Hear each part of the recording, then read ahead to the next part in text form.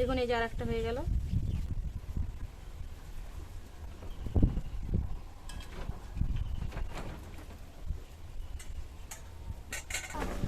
নমস্কার বন্ধুরা, সুপ্রিয়া কিচেনে আবারও আপনাদের সবাইকে স্বাগত জানাই আরো একটা রেসিপি। এখন তো পাকা আমের সময়, এখন বাজারে কিন্তু প্রচুর পাকা আম পাওয়া যাচ্ছে। আর এই সময় কিন্তু পাকা আম দিয়ে যত ধরনের রেসিপি বানিয়ে খাওয়া যায়।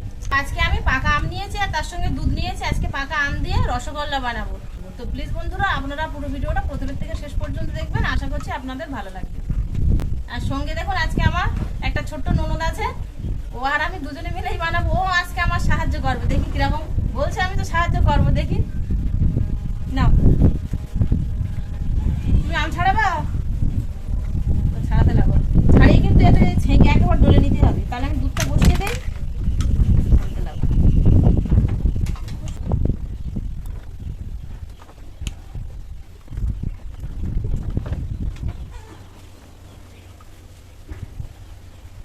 রসগোল্লা বানানোর জন্য এখানে আমি 500 প্যাকেটের লিকুইড দুধ নিয়েছি। কড়াই দিয়ে দেবো।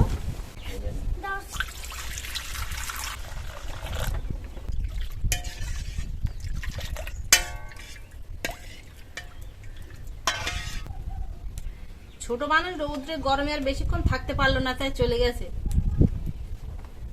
দুধটা ও সাইডে ফুটতে লাগুক। এ সাইডে আমি আম দুটো থেকে আমের কাঁচ বের করে নেব। এখানে একেবারে ছাঁকনির উপরে রেখে ডলা দেবো, তাহলে কাঁচটা বেরিয়ে যাবে। সেই সঙ্গে আমের যে ছিবড়িগুলো আছে সেগুলো কিন্তু ছাঁকনিতে থেকে যাবে। একই সঙ্গে সব কাজ হয়ে যাবে।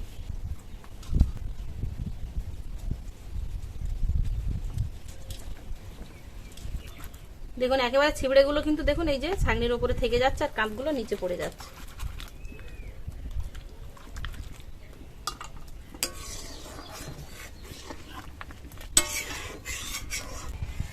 দুধটা অনেকক্ষণ জাল করে নিয়েছি। এবার এখানে দেখুন ছানা কাটার জন্য আমি ছানা কাটা পাউডার নিয়েছি। বেশি দেবো না, 5টা দুধের মধ্যে 1 থেকে 1.5 চামচ মতো এই পাউডার দিয়ে দেবো।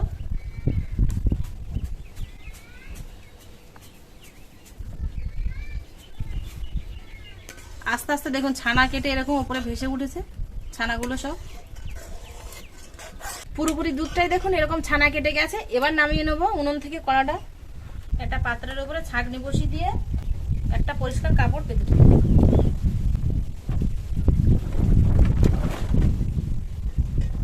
গরম তো, একটু ঠান্ডা হোক, তারপরে চাপ দিয়ে দিয়ে একটু জলটা ঝরিয়ে নেবো।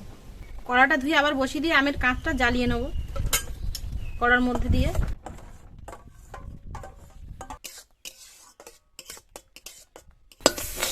আমের কাঁচ শুকিয়ে দেখুন একদম এরকম 3 চামচ 4 চামচ মতো হয়ে গেছে। এর থেকে আর জাল দেবো না। এবার নামিয়ে নেবো।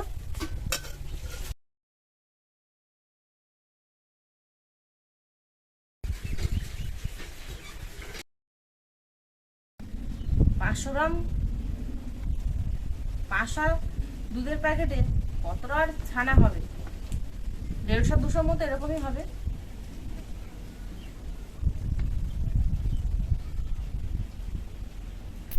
ছানাটা কিন্তু একদম জল ঝরিয়ে শুকিয়ে ঝরঝরে করে নেইনি। দেখুন হালকা এর মধ্যে একটু রস রস ভাব আছে, ঠিক যেরকম পনিরের মধ্যে থাকে হালকা রস আর সফট। এবার এর মধ্যে 1 চামচ ময়দা দিয়ে দেবো। আর দিয়ে দেবো 1 চামচে 3 ভাগের 1 ভাগ অ্যারারুট আর 3 ভাগের 1 ভাগ বেকিং পাউডার। এবার খুব ভালো করে মিশিয়ে নেবো নরম হাতে, খুব চাপ দিয়ে মেশানোর দরকার নেই। এবার এর মধ্যে 2 চামচ আমের কাঁচ দিয়ে দেবো। আবারও ভালো করে মিশিয়ে নেব।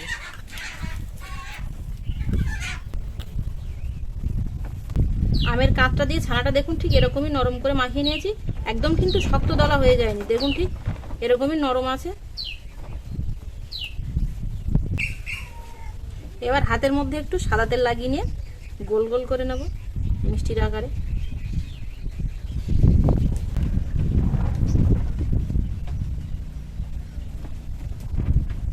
একটা গোল করে নিয়েছি।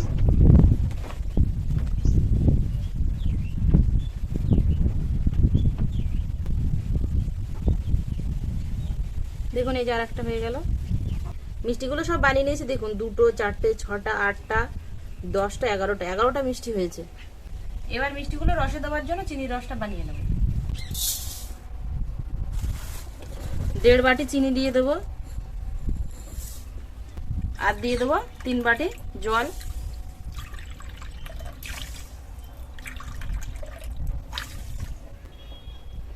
তিন বাটির আর হাফ বাটি দেবো।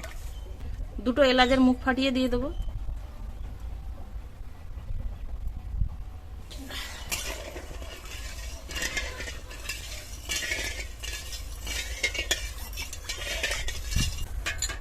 বাদ বাকি যে আমের কাঁচটা আমি রেখেছিলাম সেই কাঁচটা এর মধ্যে দিয়ে দেবো। আমি তো এলাচ দিয়েছি, তবে আপনারা কিন্তু এর মধ্যে কেশরও দিতে পারেন, তাহলেও কিন্তু কেশরের একটা সুন্দর হলুদ কালার আছে, সে কালারটাও চলে আসবে আর খেতেও ভালো লাগবে। চিনির রসটা ফুটতে ফুটতে কিন্তু দেখুন অনেকটাই কমে গেছে আর বেশ গাঢ় হয়ে গেছে। এবার এর মধ্যেই আমি রসগোল্লাগুলো দিয়ে দেব।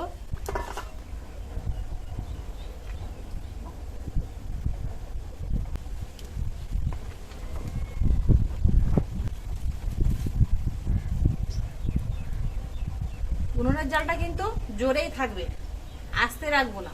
রসের মধ্যে এইভাবেই ফোটাবো যতক্ষণ না একদম ফুলে বড় বড় হয়ে যাচ্ছে। দেখুন মিষ্টিগুলো কতটা ফুলে বড় বড় হয়ে যাচ্ছে, আগের থেকে কিন্তু দেখুন অনেকটাই বড় হয়ে গেছে।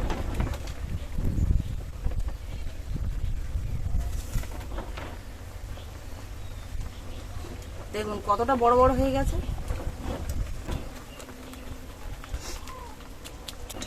চিনির রসে রসগোল্লাটা খানিকক্ষণ ফুটিয়ে নিলে দেখুন চিনির রসের মধ্যে এরকম বুজ বুজ বুজ বুজ হয়ে আসবে, তার মানে রসগোল্লাটা কিন্তু হয়ে গেছে। এর মধ্যে আর খানিকক্ষণ রেখে আমি তারপরে নামিয়ে নেব।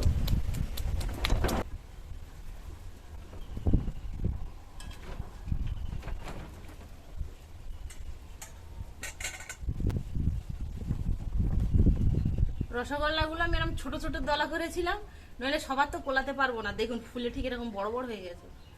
3-4 ঘন্টা হয়ে গেছে। 3-4 ঘন্টা পরে আবার আপনাদের সামনে চলে এসেছি মিষ্টিগুলো নিয়ে, ঠান্ডা হয়ে যাওয়ার পরে।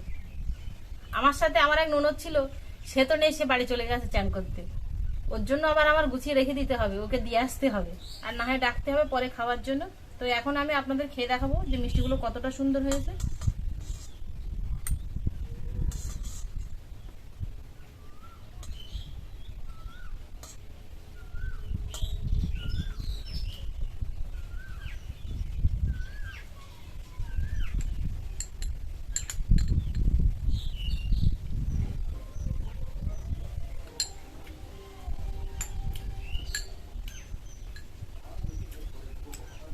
দারুণ হয়েছে, দারুণ।